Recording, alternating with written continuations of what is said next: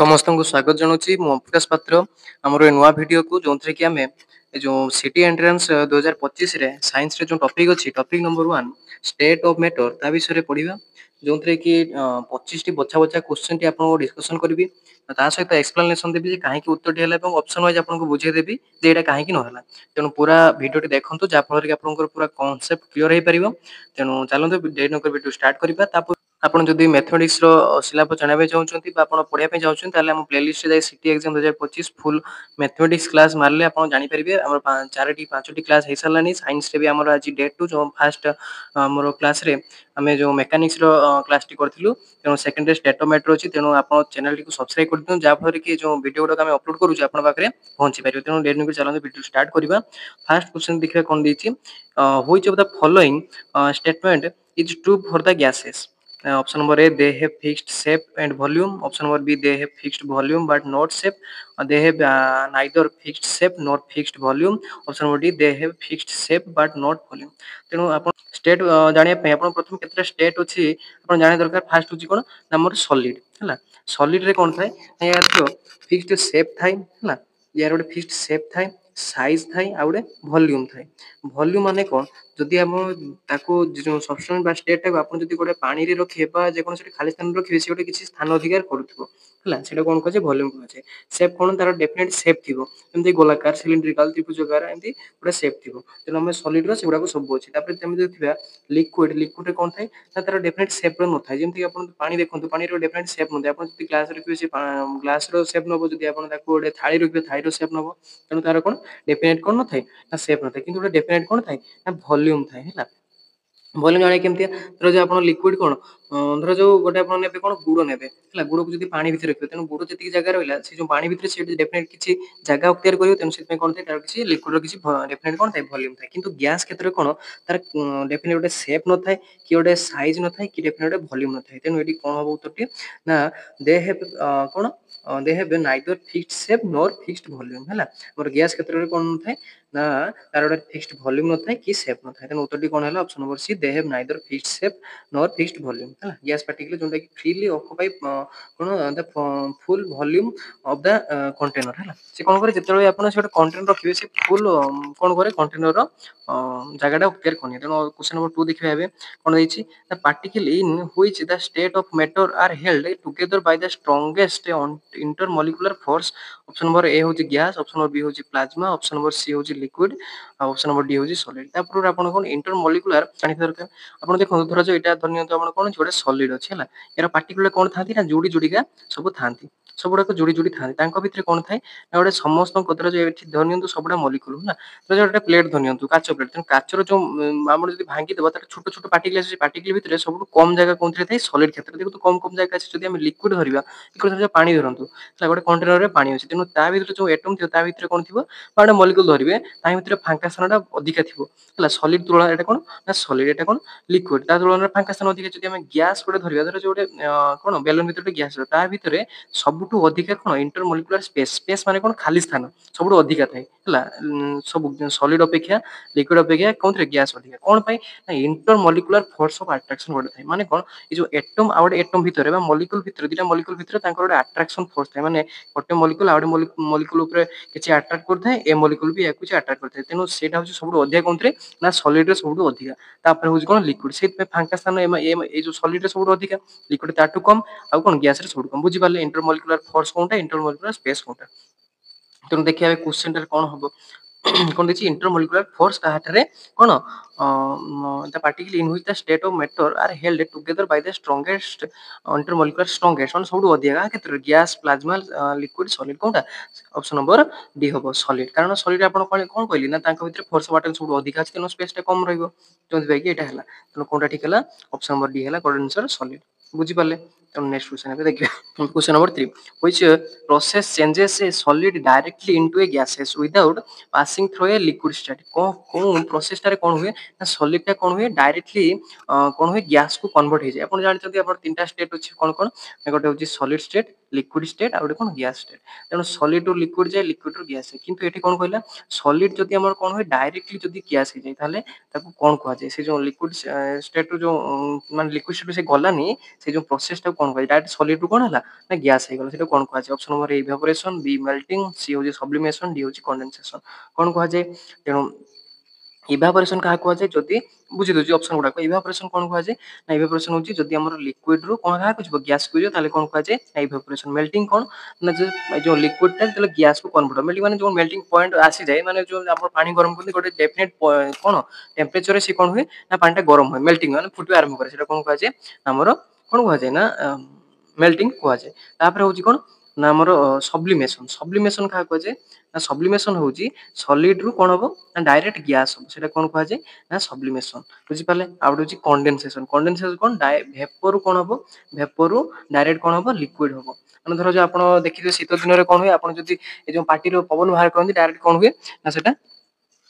कौन देखा जाए ना सेटा लिक्विड हो जाए कांथर ए जो काच ये लगी जाए सेटा कौन कहुए कंडेनसेशन तेणु सब्लिमेशन है उत्तर टी कहीं से जो आमर कौन हुए ना सॉलिड डायरेक्ट गैस रे कन्वर्ट हुए तेणु यार एग्जांपल कौन ना हूँ आप जो गंध कर्पूर घर देखिथे है आ गए कौन हूँ ना नापथालिन मन रखते परीक्षा पड़े नापथालिन नापथालिन कार एग्जांपल ना सब्लिमेशन पचारे सब्लिमेशन सब्सटेंस गोटे एग्जांपल दियंतु कौन हम ना नापथालिन बुझी पारे तेणु कौनटा ऑप्शन नंबर सी सब्लिमेशन जोटा कि डायरेक्टली कौन हुए सॉलिड रु गैस हो जार एग्जांपल कौन कैम्फर गोटे आ नेपथालिन तेणु ए देखिए क्वेश्चन नंबर 4 कौन देछि which state of a matter can conduct electricity and is made up of ionized particle option number A होछि लिक्विड बी होछि सॉलिड सी होछि प्लाज्मा डी होछि गैस कौन स्टेट रो मैटर टा कौन हुए ता भितर आयोनाइज्ड पार्टिकल थाए मन रखिबे कौन प्लाज्मा प्लाज्मा स्टेट रे हमर केतरा स्टेट थाए पांचटा स्टेट कौन कौन ना फर्स्ट सॉलिड लिक्विड गैस तापर होछि प्लाज्मा स्टेट आ कौन बोस आइंस्टाइन कंडेनसेशन स्टेट है कौन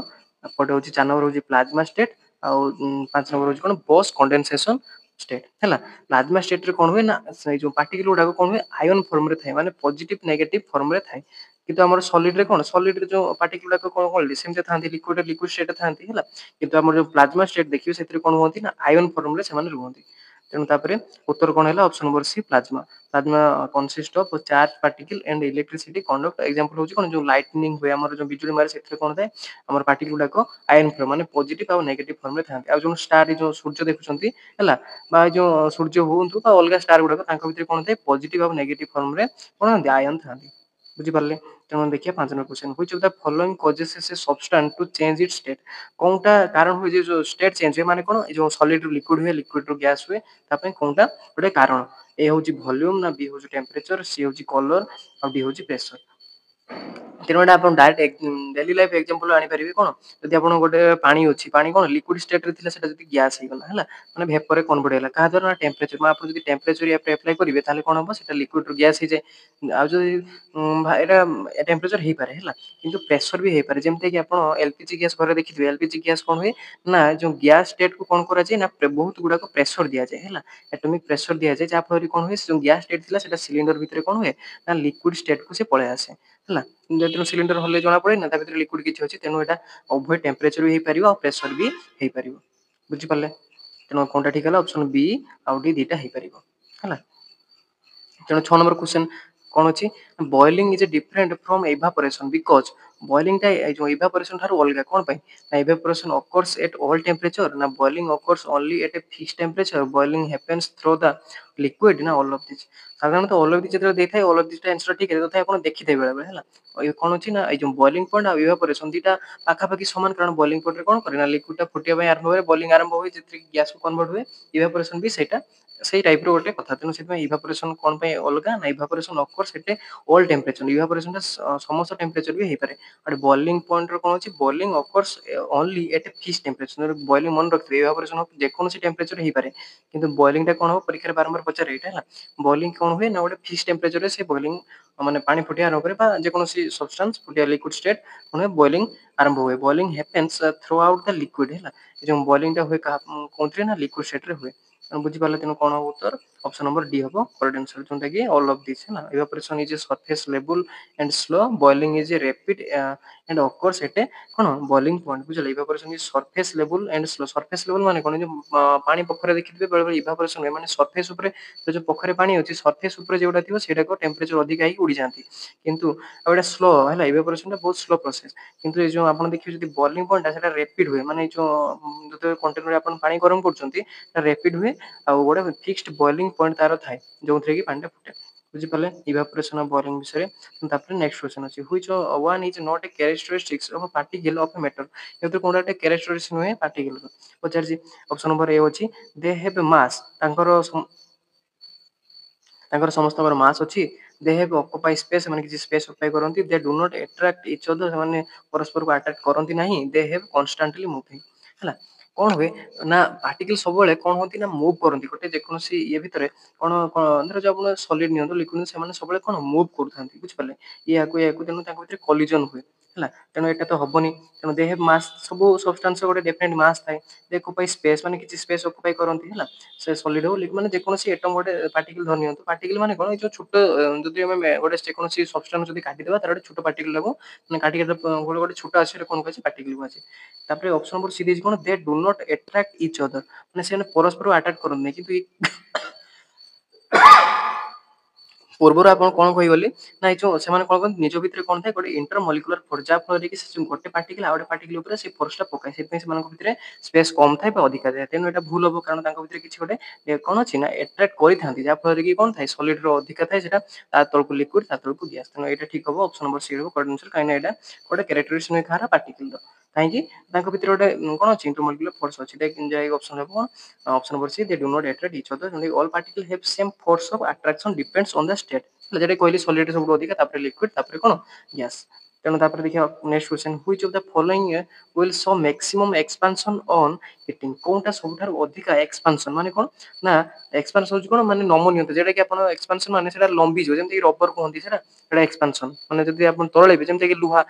ଗରମ କଲେ ସେଟା ପୁରା ଲମ୍ବି ଯାଏ ସେଟା କି ସଲିଡ ହେଲା ଲୁହାଟା ସଲିଡ ଯେମିତି ସେଭଳିଆ କାହାର ଏକ୍ସପାନସନ ସବୁଠୁ ଅଧିକା ସଲିଡ ନା ଲିକ୍ୱିଡ ନା ଗ୍ୟାସ ନା ପ୍ଲାଜମା ହେଲା ତେଣୁ ଆପଣ ମନେ ରଖିଥାନ୍ତୁ ସବୁଠୁ ଏକ୍ସପାନସନ ସବୁଠୁ ଅଧିକା କାହାର ନା ଗ୍ୟାସ ର ହେଲା ଏକ୍ସପାନସନ ସବୁଠୁ ଅଧିକା ଗ୍ୟାସ ର ତାପରେ ହଉଛି କଣ ନା ଲିକ୍ୱିଡ ହେଲା ଲିକ୍ୱିଡ ତାପରେ ହଉଛି କଣ ନା ସଲିଡ ହେଲା ସବୁଠୁ ଅଧିକା କାହାର ଗ୍ୟାସ ର ତାପରେ ହଉଛି ଲିକ୍ୱିଡ ତାପରେ ହଉଛି ସଲିଡ ତେଣୁ ମ୍ୟାକ୍ସିମମ୍ ସବୁଠୁ କାହାର ହେଲା ନା ଗ୍ୟାସ ର ହେଲା ବୁଝିପାରିଲେ ତେଣୁ ଅପସନ ନମ୍ବର ସି ହେଲା କରେକ୍ଟ ଆନ୍ସର କଣ ପାଇଁ ନା gas expand the most because the weak intermolecular force ଆପଣ କହିଥିଲି ଇଣ୍ଟରମଲିକୁଲାର ଫୋର୍ସ କାହାର କମ ସବୁଠୁ ଅଧିକା ସବୁଠୁ କମ କାହାର ନା ଗ୍ୟାସ ର ବୁଝିପାରିଲେ ତେଣୁ ନେକ୍ସଟ କ୍ୱେଶ୍ଚନ ଯିବା କଣ ଅଛି which of the following process is exothermic exothermic ମାନେ କଣ ନା ଯେତେବେଳେ ରିଏକ୍ସନ ଟା ହଉଥିବ ମାନେ ଧର ଯୋଉ ଆପଣ ରିଏକ୍ସନ ଧରି ନିଅନ୍ତୁ ଧର ଯୋଉ ଆପଣ ପାଣିରେ ଚିନି ମିଶେଇଲେ ହେଲା ତା ଭିତରେ କଣ ହଉଥିବ ନା ହିଟ୍ ଯଦି ବାହାରୁଥିବ ଯେମିତି ସାଧାରଣ କଥା ଆପଣ ଚୂନକୁ କେତେବେଳେ ପାଣିରେ ପକେଇବେ ଯଦି ଖେଳିବା ପାଇଁ ଆପଣ ସ୍ପୋର୍ଟସ ଡେରେ ଚୂନ ଆସି ଯଦି ଆପଣ ପାଣିରେ ପକେଇବେ ହାତ ମାରିବେନି ବାଲ୍ଟିରେ ଯଦି ପକେଇବେ ଦେଖିବେ ମାନେ ଭିତରେ ଗରମ ଲାଗୁଥିବ ପାଣି ଫୁଟିଲା ବେଳେ ଜଣା ପଡୁଛି ସେଟା କଣ ଏକ୍ସୋଥର୍ମିକ ଧର ଯୋଉ ଗୋଟେ କଣ୍ଟେନରରେ ପାଣି ଅଛି ତା ଭିତରେ ଆପଣ ଗୋଟେ ଏଇ ଯୋଉ ଚୂନ ପତ୍ର ଖଣ୍ଡେ ପକେଇଦେବେ କଣ ହୁଏ ନା ହିଟ୍ ବାହାରେ ସେଟା କଣ କୁହାଯାଏ ଏକ୍ସୋଥର୍ମିକ ହେଲା ଏକ୍ସୋଥର୍ମିକ ହେଲା ଆଉ ଏଣ୍ଡୋଥର୍ମିକ କଣ ଗୋଟେ ଏକ୍ସୋଥର୍ମିକ ରିଏକ୍ସନ ଅଛି ଆଉ ଗୋଟେ ଏଣ୍ଡୋଥର୍ମିକ ରିଏକ୍ସନ ଅଛି ଏଣ୍ଡୋଥର୍ମିକ କଣ ଏ ଯୋଉ ରିଏକ୍ସନ ହବା ପାଇଁ ଆପଣଙ୍କୁ କଣ କରିବା ପାଇଁ କିଛି ହିଟ୍ ଦେବା ପାଇଁ ପଡିବ ସେଟା ହଉଛି କଣ ଏଣ୍ଡୋଥର୍ମିକ ୟାର ଏକ୍ସାମ୍ପଲ କଣ ଆପଣ ଯଦି ଧର ଯୋଉ ଗୋଟେ କଣ କରିବେ ତେଲରେ ଗୋଟେ କିଛି ଚିନି ମିଶେଇବା ପାଇଁ ଚାହିଁବେ ତେଣୁ ତେଲ করে ଖାଲି ଚିନି ମିଶିଲେ ସେଟା ମିଳିବନି କଣ କରିବେ ତଳେ ଆପଣଙ୍କୁ କିଛି ହିଟ୍ ଦେବା ପାଇଁ ପଡିବ ଯାହା ଫଳରେ କି ଚିନି ଯୋଉ ଅଛି ସେ ତେଲ ସହିତ ମିଶିବ ସେଟା କହୁଛି କଣ ଏଣ୍ଡୋଥର୍ମିକ ଏଟା ଏକ୍ସାମ୍ପଲ ଆପଣ ଡେଲି ଲାଇଫ ଏଟା ବୁଝିପାରନ୍ତି ତେଣୁ ଇଏ କହିଲା କଣ ହଉଛି ଦ ଫଲୋଇଂ ପ୍ରୋସେସ ଏକ୍ସୋଥର୍ମିକ ଆମର ଯେତିକି ପ୍ରୋସେସ ରହିଲା କଣ କଣ ମେଲ୍ଟିଂ ବଏଲିଂ କଣ୍ଡେନସେସନ ସବ୍ଲିମେସନ ୟା ଭିତରୁ କୋଉଟା ଏକ୍ସୋଥର୍ମିକ ତେଣୁ ୟା ଭିତରୁ କୋଉଟା ହବ କଣ୍ଡେନସେସନ ହବ ସବୁଠୁ କଣ ଏକ୍ସୋଥର୍ମିକ କଣ୍ଡେନସେସନ କଣ କହିଥିଲି କଣ୍ଡେନସେସନ କଣ ହୁଏ ନା ଭେପର ଟା କଣ ହୁଏ ନା ଲିକ୍ୱିଡ ହୁଏ ତେଣୁ ଶୀତ ଦିନ ଆପଣ ମନେ ପକାନ୍ତୁ ଯେତେବେଳେ ଆପଣ ଏଇ ଯୋଉ ଶୀତ ଦିନ ଯୋଉ ବସ ରେ ଯାଉଥିବେ ଝରକା ପାଖରେ କାଚରେ ଯେତେବେଳେ ଆପଣ ପାଟିରୁ ପବନ ବାହାର କରନ୍ତି ସେତେବେଳେ ଜଣ କିଛି ଆପଣଙ୍କୁ ଗରମ ଜଣା ପଡେ ନା ନାହିଁ ହେଲା ସେଥିରେ କଣ ହୁଏ ଭେପର ଟା ଲିକ୍ୱିଡ ରୁ କନଭର୍ଟ ହୁଏ ସେତେବେଳେ ଆପଣ ହାତ ଯଦି ଦେଖିବେ ପାଖାପାଖି ଯୋଉ ପବନ ଯୋଉ ବାହାର କରିବେ ପାଟିରେ ପାଖାପାଖି କଣ ଲାଗେ ଗରମ ଲାଗେ ତେଣୁ ସେଥିପାଇଁ କଣ ହୁଏ ଏଇ ପ୍ରୋସେସ ସମୟରେ କଣ ହୁଏ ନା କିଛି ହିଟ୍ ବାହାରେ ସେଟା କଣ କୁହାଯାଏ ଏକ୍ସୋଥର୍ମିକ ରିଏକ୍ସନ କୋନ ପ୍ରୋସେସ ରେ ନା କଣ୍ଡେନସେସନ ପ୍ରୋସେସ ରେ ଅପସନ ନମ୍ବର ସି ଟା ହେଲା କରେକ୍ଟ ଆନ୍ସର ବୁଝିପାରିଲେ ତେଣୁ କଣ ପାଇଁ condensation release heat when a gas turns to liquid ହେଲା ଗ୍ୟାସ ଯେତେବେଳେ ଲିକ୍ୱିଡ ହୁଏ ସେତେବେଳେ କିଛି ଆମର କଣ ହିଟ୍ ବାହାରେ ତେଣୁ ବୁଝିପାରିଲେ ନେକ୍ସଟ କ୍ୱେଶ୍ଚନ ଦେଖିବା which is the correct order of intermolecular force of attraction highest to lowest ପାଇଁ ଆପଣଙ୍କୁ ବାରମ୍ବାର କହିଛି କଣ ଏଇ ଯୋଉ ଇଣ୍ଟରମଲିକୁଲାର ଫୋର୍ସ ସବୁଠୁ ଅଧିକା କାହାର ସଲିଡ ର ତାପରେ ଲିକ୍ୱିଡ ର ତାପରେ ହଉଛି ଗ୍ୟାସ ମାନେ ଅପସନ ନମ୍ବର ବି ହବ କରେକ୍ଟ ଆନ୍ସର ଆଉ ହାଇଏଷ୍ଟ ସବୁଠୁ କାହାର ସଲିଡ ର ତାପରେ ଲିକ୍ୱିଡ ର ତାପରେ ଗ୍ୟାସ ହେଲା ବୁଝିପାରିଲେ ଏଟା ପରୀକ୍ଷାରେ ପଚାରେ ଇମ୍ପୋର୍ଟାଣ୍ଟ ଆପଣ ଲେଖି ଦିଅନ୍ତୁ ହେଲା ସଲିଡ ସବୁଠୁ ଅଧିକା ତାପରେ ଲିକ୍ୱିଡ ତାପରେ gas gas have the weakest intermolecular force ତାଙ୍କ ଆମ ଏଟମ ଏଟମ ଭିତରେ ବା ମଲିକ୍ୟୁଲ ମଲିକ୍ୟୁଲ ଭିତରେ ସବୁଠୁ କମ ଇଣ୍ଟରମଲିକୁଲାର ଫୋର୍ସ ସେଥିପାଇଁ ସ୍ପେସ ଅଧିକା ଆଉ ନେକ୍ସଟ କ୍ୱେଶ୍ଚନ ଦେଇଛି which factor does not affect the rate of evaporation কোনটা rate of evaporation মানে जो evaporation होउची ମାନେ जो धर जो पानी ଅଛି ସେଟା जो vapor ରେ convert होउची ସେଟା की affect करेनी ए होउची surface area b होउची wind speed c होउची temperature ଆଉ d होउची color of the liquid या ଭିतर कोनटा कोन करेनी इफेक्ट करेनी तेणु या ଭିतर कोनटा हबो ना ऑप्शन नंबर डी हबो जदि कलर ऑफ द लिक्विड हैला या ଭିतर सब गुडा को इफेक्ट करे जेमते कि सरफेस एरिया हो जदि आपण कोन करिवे सरफेस एरिया बढ़े देबे जेमति आपण धर जो गोटे प्लेट रे किछि पानी रखिबे दे खरा रखिबे आउटे कोन किछि गोटे ग्लास रे पानी रखिबे तेणु सबुठु इवापोरेशन बा आगे कोठु पानी गरम हेकि बाहरिबो ना प्लेट रे जो रखिथिले पानीटार सेटर अधिक कारण यार सरफेस एरिया अधिका ग्लास रे कम सेति कोन हबो सरफेस एरिया बुझिबले तापर विंड स्पीड हैला ମାନେ ଧର ଆପଣ ଦେଖିବେ ଧର ଯୋଉ ଗୋଟେ ଜାଗାରେ ଖରା ହଉଛି ଅଧିକା ଆଉ ଗୋଟେ ଜାଗାରେ କଣ ହଉଛି ପବନ ହଉଛି ଅଧିକା ତେଣୁ କଣ କରିବେ ଗୋଟେ ଲୁଗା ଶୁଖେଇ ଦେବେ ତେଣୁ ସେ ଶୀଘ୍ର ଶୁଖିଯିବ କୋଉଠି ନା ଯୋଉଠି ପବନ ଅଧିକା ହଉଥିବ ସେଠି ଲୁଗାଟା ଶୀଘ୍ର ଶୁଖିଯିବ କାରଣ ସେଠି ୱିଣ୍ଡ ସ୍ପିଡ ଟା ଅଛି ଖରା ହେଲେ କିଛି ଫରକ ପଡିବନି ମାନେ ଫରକ ପଡିବ କିନ୍ତୁ ୱିଣ୍ଡ ସ୍ପିଡ ଯୋଉଠି ଅଧିକା ଥିବ ପ୍ଲସ୍ ଖରା ଥିବ ହେଲା ସେଠି କଣ ହବ ନା ଆମର ଲୁଗାଟା ଶୀଘ୍ର ଶୁଖିଯିବ ତାପରେ ହଉଛି ଟେମ୍ପରେଚର ଜାଣିଛ ଟେମ୍ପରେଚର ଯଦି ଥିବ ତାହେଲେ କଣ ହବ ସେଟା ଶୁଖିଯିବ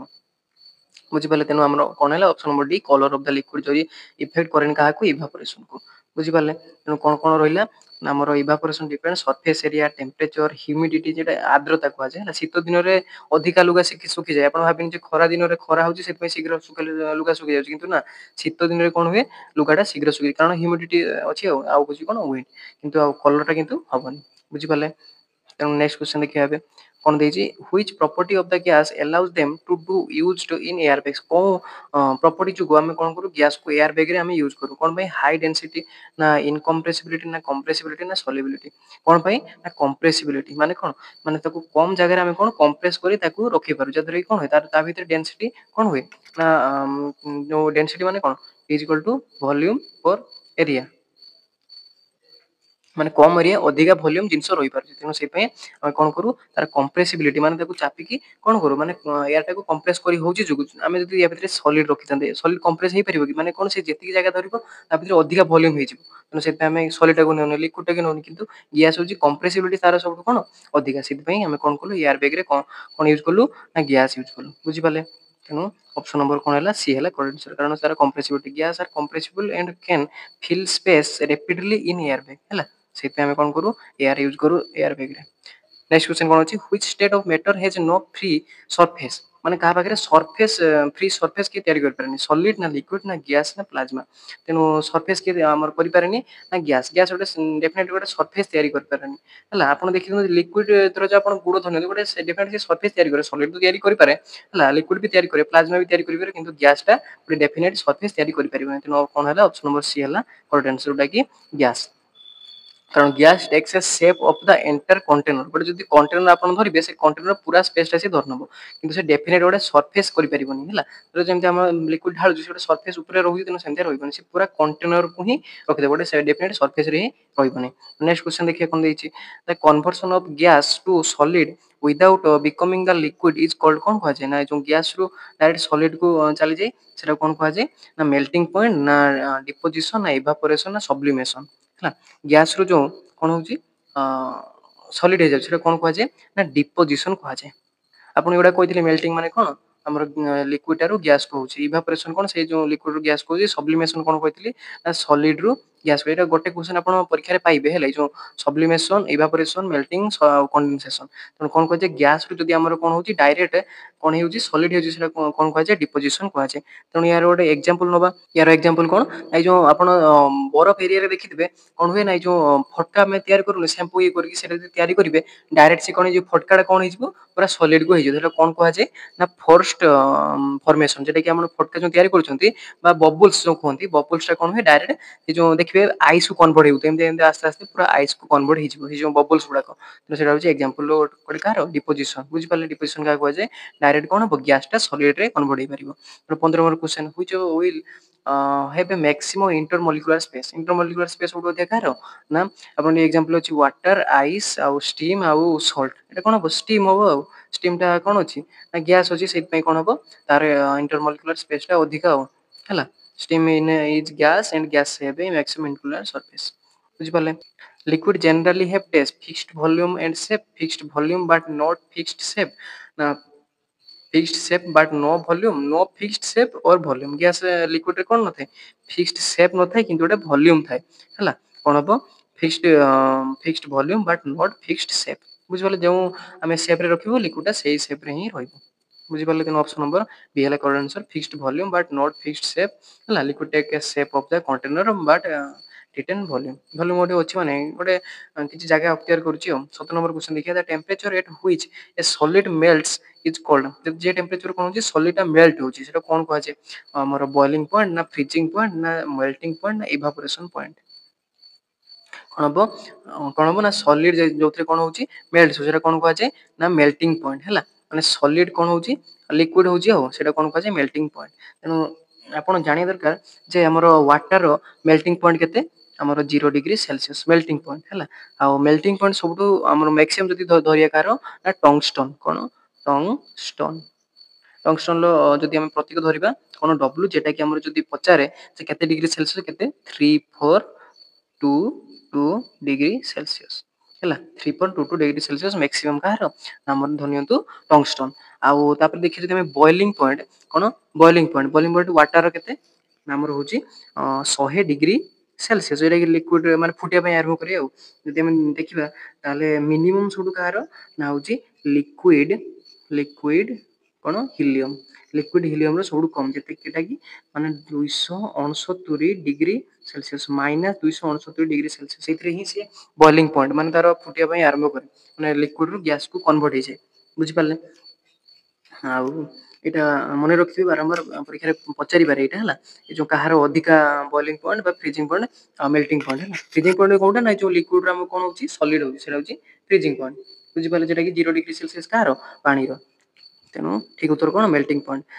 point is the temperature at which the solid turns to liquid next question देखिए which of the following such properties of both solid and liquid या भितर कोनटा बोथ सॉलिड और लिक्विड रो प्रॉपर्टी शो करे आइस ना गैस ना plasma ना एमोर्फस सॉलिड तो मन रखिबा कोन एमोर्फस सॉलिड जेटा कोन करे प्रॉपर्टी बोथ सॉलिड और लिक्विड हला सॉलिड और लिक्विड काहे की ना कोन करे ना amorphous solid like a glass माने जो देखा जाय ग्लास भला किंतु कोन करे ना जदी आपण कोन करिवे गोटे कंटेनर ऊपर रखिए से कोन हुए फ्लो हो जाए माने से कोन जे मेल माने जेमति लिक्विड रखिले आपण फ्लो हो जाउ सेमति फ्लो हो जाए हला किंतु सॉलिड एपरेस माने देखा जाय गोटे सॉलिड ग्लास भलिया एमोर्फस देखिथिबे जदी कोन हुए ग्लास भलिया गोटे देखा जाय नेक्स्ट क्वेश्चन देखिबा the boiling point of a substance depends on कहा पर ह्यूमिडिटी ना एटमॉस्फेरिक प्रेशर ना कलर ना शेप ऑफ द कंटेनर कहा पर डिपेंड्स करे ना एटमॉस्फेरिक प्रेशर हला बॉइलिंग पॉइंट कहा पर डिपेंड करे एटमॉस्फेरिक प्रेशर पर तेन एटमॉस्फेरिक प्रेशर ना धरा जो आपण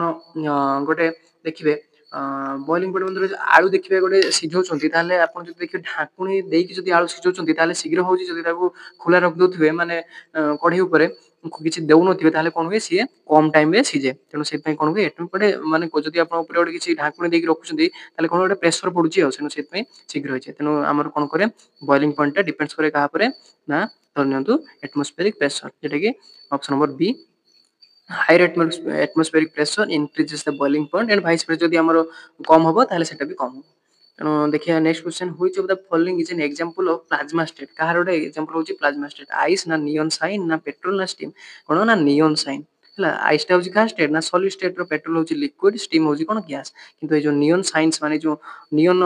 ଧରିନିୟନ୍ତୁ ସାଇନ୍ସ ଗୁଡାକ ସେଇଥିରେ କଣ ହୁଏ ନା ଆୟନ ଫର୍ମର ପ୍ଲସ ଆଉ ମାଇନସ ଫର୍ମର ଥାନ୍ତି ତେଣୁ ସେଟା କଣ କୁହାଯାଏ plasma state option number B है correct answer gases on neon lights become the ionised in turn into plasma है तो नेक्स्ट देखिए why do gases have neither definite shape nor volume कौन भाई नाकर डेफिनेट गोटे शेप आ वॉल्यूम नहीं due to high attraction due to rigid structure due to weak intermolecular force ना ड्यू टू स्ट्रांग कोहेंशन है कौन भाई आपन कहदिले वीक इंटरमोलिकुलर फोर्स माने ताको एटम एटम भीतर कोन हुए ताकर वीक इंटरमोलिकुलर फोर्स माने से जो गोटे एटम आ गोटे एटम ऊपर जो फोर्स टा पके सेटा सब कम है से कोन हुए ताको भीतर डेफिनेट शेप नहीं कि वॉल्यूम नहीं है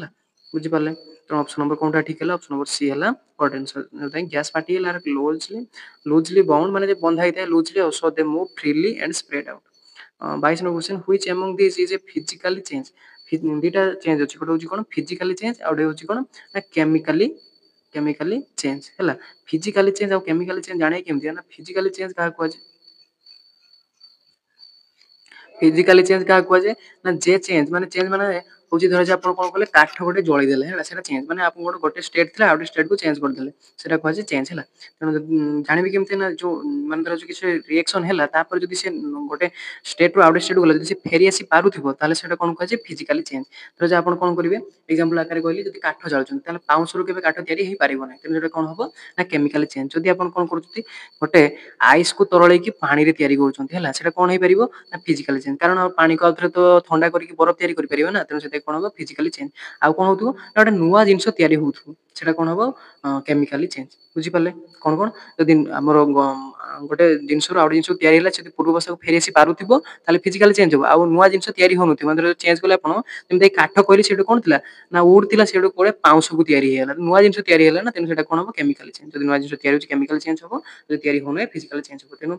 ଦେଖି ଦିଅନ୍ତୁ ଆଉ example burning of paper roasting of iron melting of ice ନା କୁକିଂ ଅଫ ଫୁଡ୍ କଣ କିଛି ଫିଜିକାଲି ଚେଞ୍ଜ କଣ ଅଛି ଆପଣ ବର୍ନିଂ ଅଫ ପେପର ଯଦି ପେପର ଜାଳୁଛନ୍ତି ସେ ଗୋଟେ ନୂଆ ଜିନିଷ ତିଆରି କରୁଛି ଆଉ ପୂର୍ବ ଅବସ୍ଥା ଫେରି ପାରୁନି। ରୋଷ୍ଟିଂ ଅଫ ଆଇରନ୍ ଯେମିତି ଯଦି ଆଇରନ୍ ରେ କଣ ହଉଛି ନା ଯୋଉ କଳଙ୍କି ଲାଗିଛି ସେଟା ସେ ଆଇରନ୍ ଟା ଆଉ ଥରେ ଫେରି ଆସି ପାରିବନି। ତାପରେ ହଉଛି କଣ କୁକିଂ ଅଫ ଫୁଡ୍ ଫୁଡ୍ ଥରେ ତିଆରି ହେଲେ ଆଉ ଥରେ ଫେରି ଆସି ପାରିବନି ଆଉ ତେଣୁ ଅପସନ ନମ୍ବର ସି ହବ correct answer melting of ice ମାନେ ଆଉ ଥରେ ତିଆରି କରିପାରିବ ଆଉ ପାଣିର ଆଇସ୍ କୁ ଆଉ। ଦେଖିବା next question the gaseous state of water is called ice steam vapour both B and C. ଗୋଟେ gas gaseous state of water is called କଣ ଯୋଉ ଗ୍ୟାସ୍ ୱାଟର ଯୋଉ ଗ୍ୟାସିୟସ୍ ଷ୍ଟେଟ୍ କଣ କୁହାଯାଏ ମାନେ ଆମର ଅପସନ ଏ ହଉଛି କଣ ଆଇସ୍ ବି ହଉଛି ଷ୍ଟିମ୍ ସି ହଉଛି ଭେପର ଆଉ ବୋଥ ବି ଏଣ୍ଡ ସି କଣ ହବ ଷ୍ଟିମ୍ ହେଇପାରେ ଆଉ ଭେପର ବି ହେଇପାରେ ଆଉ ହେଲା ଦିଟା ଏକା କଥା। ତୋର କୋଉଟା ହେଲା ବୋଥ ବି ଏଣ୍ଡ ସି ଯୋଉଟା କି କଣ ଷ୍ଟିମ୍ ଆଉ ୱାଟର ଭେପର ଯୋଉଟା କି ଦିଟା ସମାନ ସେଥିପାଇଁ କଣ ହେଲା ନା ଏଟା ହଉଛି ଗ୍ୟାସିୟସ୍ ଷ୍ଟେଟ୍ କାହାର ୱାଟର। ତାପରେ 24 number which instrument is used to measure atmospheric pressure. ୟା ଭିତରୁ କୋଉଟା ଆଟମସ୍ଫେରିକ ପ୍ରେସର ମେଜର କରିବା ପାଇଁ ୟୁଜ କରାଯାଏ ଏଟା ହଉଛି ବାରୋମିଟର ଆଉ। ତେଣୁ ଥର୍ମୋମିଟର ଅପସନ ଟା କଣ ଅଛି ଥର୍ମୋମିଟର ଯୋଉଟା କି କଣ ଟେମ୍ପରେଚର ମାପିବା ପାଇଁ ଆମେ ୟୁଜ କରୁ ଯେମିତି କି ଜ୍ୱର ଫର ହେଲେ ଆପଣ ଜାଣିଛନ୍ତି ଆମେ କଣ ଥର୍ମୋମିଟର ୟୁଜ କରୁ। ତାପରେ ମାନୋମିଟର କଣ କରନ୍ତି ମାନୋମିଟର କଣ କରାଯାଏ ନା ମେଜର ଫ୍ଲୁଇଡ ଅର ଗ୍ୟାସ ର ଗୋଟେ କଣ୍ଟେନର ଯଦି କଣ୍ଟେନର ଭିତରେ କଣ ଥିବ ଗୋଟେ ପାଣି ବା ଯେକୌଣସି ଲିକ୍ୱିଡ ବା ଗ୍ୟାସ ଯଦି ଥିବ ହେଲା କ୍ଲୋଜ କଣ୍ଟେନର ଭିତରେ ହେଲା ସେଠି କଣ କୁହାଯାଏ ମାନୋମିଟର ଯୋଉ ପାଣି ବା ଗ୍ୟାସ ର ପାଣି ଲିକ୍ୱିଡ ହଉ ବା ଗ୍ୟାସ ହଉ ତାର ପ୍ରେସର ମାପିବା ପାଇଁ କଣ ୟୁଜ କରୁ ମାନୋମିଟର। ଆଉ ଗୋଟେ କଣ ଅଛି ହାଇଗ୍ରୋମିଟର ହାଇଗ୍ରୋମିଟର କଣ ପାଇଁ ୟୁଜ କରୁ ହଉଛି ହ୍ୟୁମିଡିଟି ହେଲା ମାନେ ସାନ୍ଦ୍ରତା ହେଲା ହ୍ୟୁମିଡିଟି ମାପିବା ପାଇଁ ଆମେ ୟୁଜ କରୁ କଣ ହାଇଗ୍ରୋମିଟର। ତେଣୁ ବୁଝିପାରିଲେ ତେଣୁ କୋଉଟା ଠିକ ହେଲା instrument measure atmospheric pressure barometer option number B ହେଲା କରେକ୍ଟ ଆନ୍ସର